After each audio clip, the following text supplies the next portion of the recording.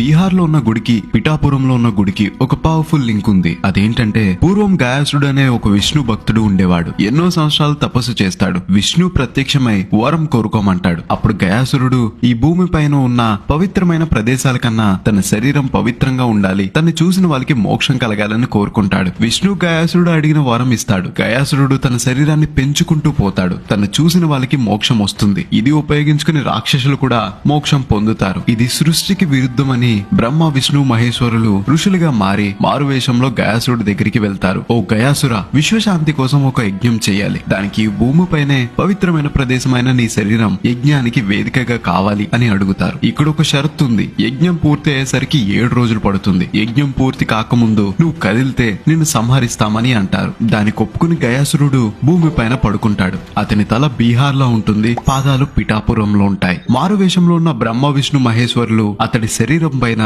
యజ్ఞం చేస్తారు. 6 రోజులు గడిచిపోతాయి. గయాసురుడు కదలకుండా ఉంటాడు. ప్రతిరోజు కోడి కూత వింటూ గయాసురుడు రోజుల్ని లెక్క పెట్టుకుంటాడు. అప్పుడు శివుడు కోడి రూపానికి మారిపోయి కుక్కురుకో అని అరుస్తాడు. అది విన్న గయాసురుడు 7వ రోజు పూర్తయి 8వ రోజు వచ్చేసిందనుకుని లేచి చూస్తాడు. అది అర్ధరాత్రి. చుట్టూ చీకటి ఉంటుంది. త్రిమూర్తులు వాళ్ళ రూపానికి మారిపోయి యజ్ఞం పూర్తవక ముందు లేచావు, నేను సంహరించడం తప్పదు గయాసుర, ఆఖరి కోరిక ఏమైనా ఉందా అని అడుగుతారు. తన దేహాన్ని 3 ముక్కలు చేసి 3 మూర్తులు 3 చోట్ల కొలువై ఉండమని అడుగుతాడు. ఈ త్రిగయ క్షేత్రాలలో పిండ కార్యాలు చేస్తే వాళ్ళకి మోక్షం కలగాలని కోరుకుంటాడు. శిరోగయ బీహార్ లో ఉంటుంది. అక్కడ విష్ణు ఉంటాడు. నాభిగయ ఒరిస్సాలో ఉంటుంది. అక్కడ బ్రహ్మ ఉంటాడు. పాదగయ పిఠాపురంలో ఉంటుంది. అక్కడ కోడి రూపంలో శివుడు కుక్కుడేశ్వర స్వామి అని పిలువబడతాడు. ఈ మహిమ గల పాదగయ క్షేత్రం మన పిఠాపురంలో ఉంటుంది. ఇలాంటి